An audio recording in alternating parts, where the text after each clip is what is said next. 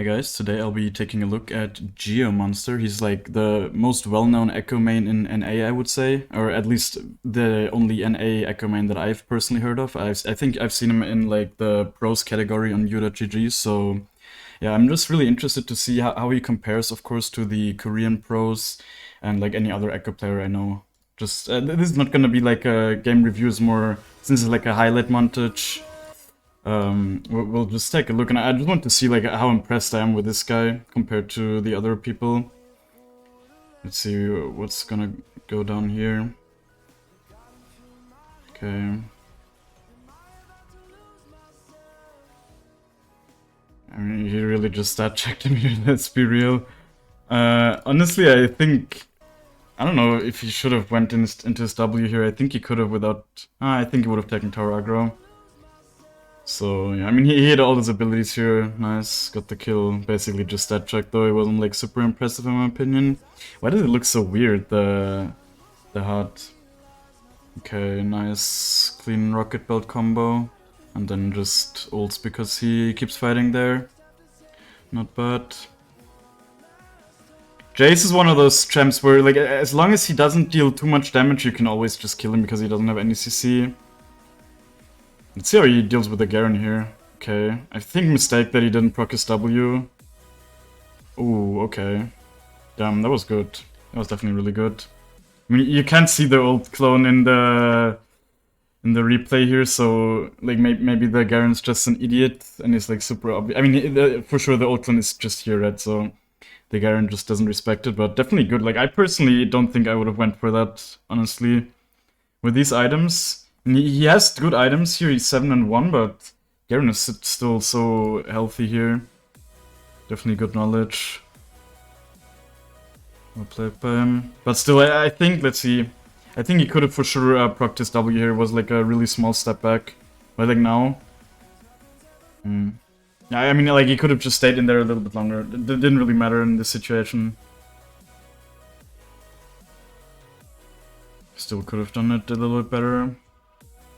Okay, well, that's interesting to know. Like, I just feel like Garen is a champ that I personally struggle against quite a bit. Akali as well. Really gonna win that, I guess, with the ult? Didn't even hit it, wow. Oh, damn. Oh, what patch is this? He's up in XP on the Akali, I guess. I guess he hit her. Yes, did he hit her? I mean, she got like... yeah, he must have hit her. Yeah, okay. He was very healthy before. That was a really good flash up here, what he did. Or like here, just like flashing out of all, not getting hit by the ult and stuff. Really good. Very important. Okay, I mean, this Ahri is just really bad, I don't know. Wait, I'll let it play out first, but I also want to see if the Ahri is even... I think she even saw him casting the W. She's just in kill range at this point, if she doesn't have ult. Okay, she does even have ult, so he has to flash, but like, yeah, where... Did she, like... Okay, let's see the first stun though. I want to see again. Okay, see, like, but this is so important, right? You can really see it very well in this replay. He goes out of vision, and that's what I'm always saying. That's what I'm saying so many times. Just like use the fact that the max range W is always going to be out of vision. So that's exactly what he does here. He knows the Ahri will still be here, so she doesn't see him casting. So it's a bit of a mind game, if anything. And I guess if she has ult here, then it's just really bad that she gets stunned. She should use her ult to not get stunned here. Because she can honestly trade back really well. If she just ults out, then E's Ekko and whatever, he probably has to ult back as well. Or it's just a really good trade. Like, yeah. Definitely abuse the fact that you can cast the W from out of range. And then he just gets a really good trade, and of course, it waits for his abilities to come up again. Doesn't really need his W here to kill her at this HP. She denies the cannon, but doesn't matter. And then she ults away, and he has to just flash after her to proc the passive.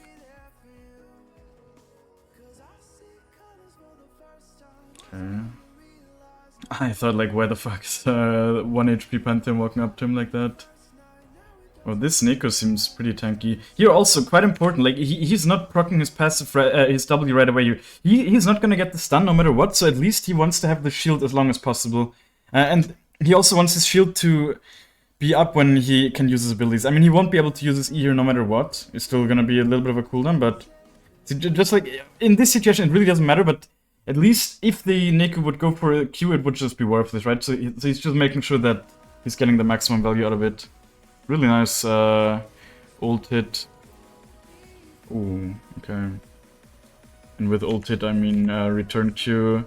See, like, it's also a nice thing you need to be aware of. Or like not a nice thing, but just a thing you need to be aware of. It's like the return Q, it hits even when you're not really behind, when you're just hugging the enemy, like in this situation, for example.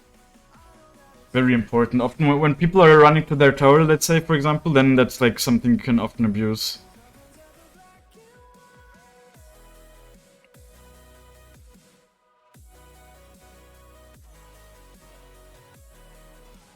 I mean, Jax just used his E, so he has some time to trade with him. Against Jax, you always need to play around his E. Like, you need to hold your E generally to dodge his E, and then you just trade, of course.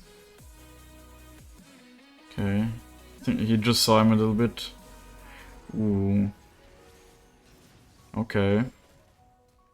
That was really nice. That was a really good bait, right? He saw him, since he had a ward here. He saw him, he knew this guy would move in, and then as soon as the minion is dead, since there's a small millisecond where the Jax doesn't have vision, he's casting the W here. And then this guy is clueless. That was so good, honestly. And then also, since he's just standing here the whole time, the ult is also there, so in these situations, like, take the ult, right? Like, use it. It's not last hitting here, but it's damage that you're missing otherwise, right? And in this situation, he has it 100%. Since this guy is stunned. So, like, you don't need to last hit with your ult or anything. You just need to get the damage on the enemy in situations like these where you're fighting a tankier champ like Jax. That was definitely very good. Wow, does he win against this guy as well? He's queuing, probably just running away. No way he's actually killing him. Yeah, okay. I was about to say that would have been crazy. But it's still important, right? Like, something a lot of people can learn from. It's just like, play with your passive. He's making sure that he's hitting. I mean, it's a little bit lucky, I guess. The Rengar is. Wait, didn't the Rengar ult? I guess he ulted when he was already in his face, so that's why he didn't jump. Yeah, it's super important that he gets the return Q here, otherwise he's for sure dead. Because he doesn't have the passive stack to proc the passive. Syndra, a really good matchup for Ekko, honestly, especially after Rocket, but she can't really play the game. Let's see if the mechanic happens here where the Syndra pushes him away. No, it doesn't. But like, sometimes there's this mechanic where the Syndra pushes you away, and when you're already engaging with your E, you can kind of cancel the knockback with the E auto attack. So that's really that's why this matchup is so favorite for Ekko. It's like a big reason why it is. Of course, Ekko's just quite good against mages in general because exactly this is happening, right? You're just trading, and then you even have a lot of movement speed to dodge her abilities. Just need to make sure not to lose the lane early when she has range advantage. Okay. Bit of a mistake with the miscue here. Yeah, see the Syndra, she was thinking about going back here, but she knew, like, he's just gonna ult back, right, if she would walk here to her tower, so she's just dead here. She either will go in this way and die because she's not under her tower, or she will go here and then he ults and she will also die. Maybe she should have even made the decision to go here, so he has to ult. I guess he still has to ult because he thinks he might die. I think he shouldn't even use the Q here like he did. Like, it's... Most players that are not completely bad, they won't get stunned by this W. It's like kind of expected when the Ekko moves in the side that he's gonna put a W here. So yeah, like this is not low elo, so this guy is respecting it. I think in this situation he should just hold his Q, just E on her, Q after she moves a bit. Then he probably doesn't even have to ult here. Does he do something to the Zac as well? No. He's probably, yeah, he's gonna get level 6 in one minion.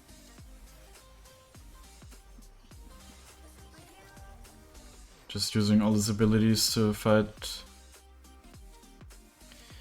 Probably the Zed will ult him here in a second, I imagine, and then he probably outplays with his ult. He's also playing Corrupting Pot. I don't know how old this is. I mean, the video is from 1 month ago, I think, but who knows what patch it is. I think Corrupting Pot is not the favorite item. Really good. Nice. Wow. That was well played. I feel like he could have even went for the kill on this guy, honestly. Like, unironically, I think he could have killed this guy as well. That was really good, though. But, like, sometimes you just have to have balls with Ekko and understand that this kills. Right? There was not even that much upside potential for the Z. I feel like his E is on 4-second cooldown here. He still has a corrupting pot left. He's kind of healthy here. The Udyr just used his, like, big ult, so he's kind of weak here. Or, like, his big... Yeah, like, his empowered ability, I guess. And he's pretty low, right? I feel like he could have chased a little bit too passive, in my opinion. I mean, Udyr for sure is the champ that is not as low as he looks because of, like, healing and stuff, but still. Okay. He's definitely quite a bit stronger than the Sylas here. Does the Sylas troll?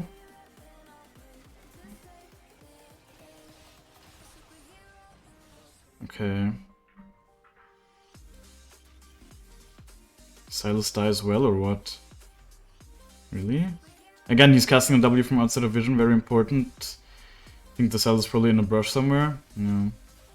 I mean, he's just much stronger here, I guess. Oh, he also went for anti-healing. Interesting. I guess in the Sylas matchup it is definitely not bad. Especially if there's more healing. I guess they have a Yuumi. Well, I mean, Yuumi doesn't heal that much anymore. I don't know if it's worth here. I guess it's just for the matchup, and it did win him the matchup, apparently, because he's 2 levels up. It's very important that he makes sure to return Gio with his E repositioning. Pretty clean how he auto-attacked the Sylas while he was Eing on him, right? See here? Oh no, he didn't auto-attack, never mind, it was just the Q. Yeah, well played. We've done this already. Sylas just like... See, like, for example, how the Sylas is definitely waiting out the W shitty, right? Like, this is not super complicated, but really low elo players might just not think... I remember when I was low elo, I didn't think about this stuff, but you need to think about shields like this. They don't last that long. Just, like, wait it out and then use your abilities. That's what the Sylas is doing, he just doesn't have the damage here, honestly. And, of course, Gio Monster is very strong here. Okay. Okay, I guess he's also just much stronger than this guy. He's going for a full squishy build. Doesn't hit his ult. Very, very lucky, honestly, that the... that didn't mount up again.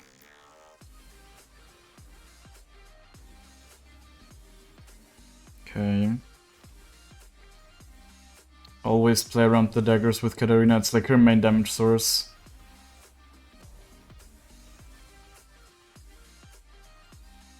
What's this Hecarim doing? He's just chilling. Yeah, he's still looking. Oh, why is he already on side lane at 13 minutes? What the fuck is going on in this game? Okay.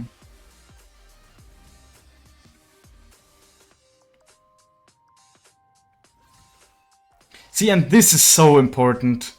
This is so, like, I bet you 90% of the people watching this, at least 90% of the people watching this, would have thrown out a Q or an E, even worse, would have used their E. But what's happening here is so important. Like, he's faster than the Katarina, apparently, I guess she doesn't have boots yet. So it's so important to start off this fight, or like to keep fighting here, with an auto attack first, so you can proc your passive really quick with your abilities. Right? Like, 99% I would say even would have just eat on the Katarina here, and then this fight might have, like, the Katarina probably could have just eat on the minion then, and the fight would be super awkward, so it's so important to just hold your E here. And then, since she's so close, just do exactly what he does, right? Auto attack, Q, and then E auto attack reset, and it's like enough damage. Super important to fight like this. Always get these free auto attacks if you can. Vel'Koz, another champ you can really bully with Ekko. Super immobile mage after Rocket Belt. Another thing, like, right, he's just letting the W linger for such a long time, and you can't even really see it anymore, and it still triggers. It's definitely a good thing to be aware of as an Ekko main. Might ult here or something. No? Okay. I mean, they're still healthy, I guess. But he still levels up on the bell, because I mean, he probably can one-shot him with Ignite and everything. Another reason he's so good against Vel'Koz is it's so easy to dodge the E, right?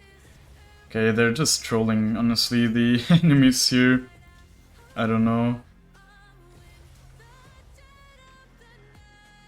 I would have personally went on the Vel'Koz as well here, I think. He's 3 levels up on him. I think it's a Velka support. And he has nothing, right? He missed his E. Sure, he also doesn't have much, but he's gonna get it up. Yeah, definitely really good how he flashed the Xin ult. Honestly, that was super important, right? Like, if he gets knocked back by the Xin ult here, first of all, he takes a bunch more damage, of course. But also, then I think he just can't E back and stuff. It's probably gonna make the fight more awkward. So really good reaction to flash away. Honestly, think he could have kept going, right? He was outside. Like, the main problem that, or like the main defensive spell that Vel'Koz has here is out, and it's a long cooldown as well. His abilities are gonna come up again. He could have placed a W here in 2 seconds. I think he should have kept going, honestly. I mean, of course he doesn't have info on who else is there. So maybe that was his reasoning. If he was alone, though, I'm more than sure he could have killed. Also, I mean, we don't know the summoners. Maybe the Vel'Koz's barrier or something, but if it's support, probably not. Honestly, just a bit of a stat check here. Misses Q. Doesn't even proc his W. I mean, that was not well played, let's be real. It was like okay, but it was not super well played. He actually just stat checked her. Just way stronger.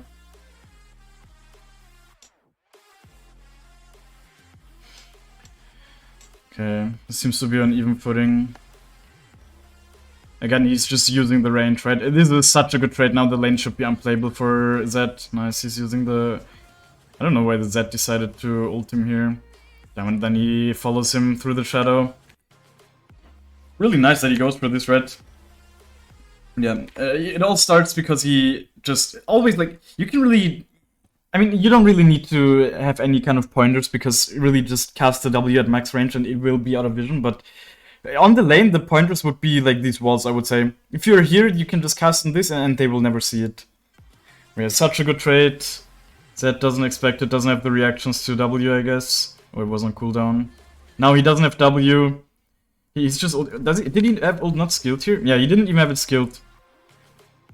So this, of course, you need good feeling for this, but you can also just count, right? Like, really just count 1, 2, 3, 4. And then usually, in your head, you'll get used to it. If you play a lot of Ekko, you know that it's gonna be around here.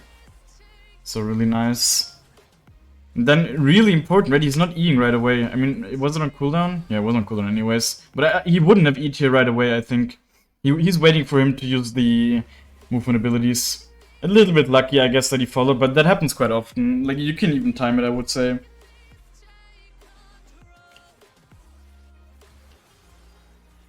Okay. Yeah, I was about to say, if this Katarina gets stunned, she misplayed quite hard there.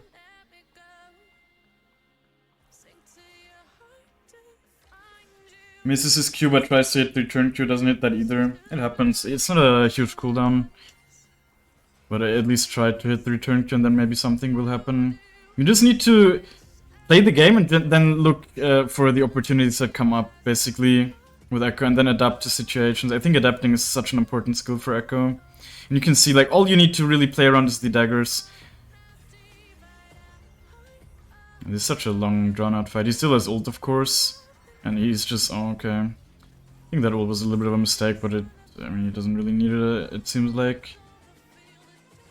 Katarina matchup is definitely one I personally struggle with, because I'm quite bad at mid lane, but I think it's Ekko favored, because she doesn't have any CC.